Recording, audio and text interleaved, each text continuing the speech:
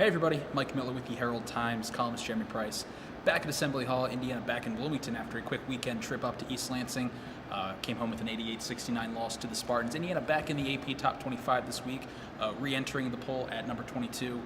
The Hoosiers host Nebraska at 8:30 Wednesday night. Here's what IU coach Tom Crean had to say about the Cornhuskers. As far as Nebraska, they are playing. We knew they were going to play, or we felt like they were going to play very well when we played them early in the year, because you could tell that their young guys were gaining confidence, that Andrew White III was going to be fantastic, Shields was playing well, and we knew that win would be very valuable, as every win is, but we knew that win would be valuable playing them at that time of year, and they've gotten a lot better. There's no doubt about it. We're still not sure whether Siobhan Shields will be making the trip with Nebraska.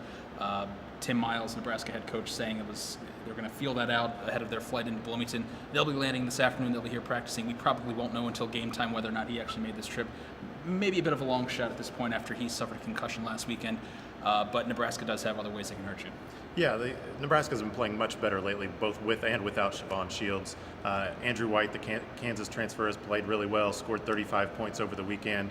Freshman Glenn Watson Jr. Was Big Ten Freshman of the Week this week, has also been playing much better. Just overall a more improved team since the last time Indiana saw them back in early January. If you're Indiana, you kind of look at this game as maybe something to prove, coming home after the Michigan State loss.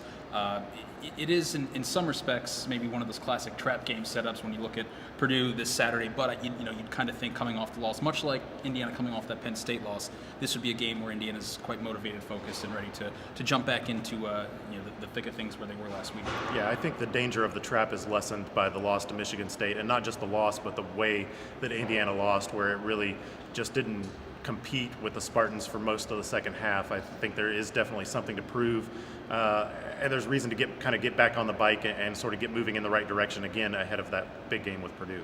Tom Crean a little sensitive with the word slump, especially in the case of Yogi Ferrell. Yogi Ferrell's had a tough three-game stretch shooting the ball, had some turnovers in that stretch too.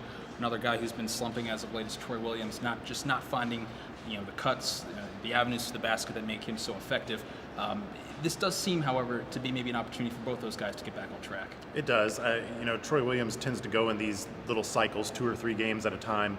So with that being said, it sounds like it'd be about time for him to break back out, and especially coming off the Michigan State struggles that he's had. I mean, that's something that's happened throughout his career, and he's always kind of bounced back, and that's sort of served as a motivation point for him going forward. So I think it lines up for him to do well.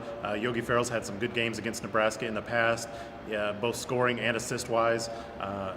He could do a little bit of both, and probably more importantly, the assist part of the equation, with Indiana having an advantage in the front court.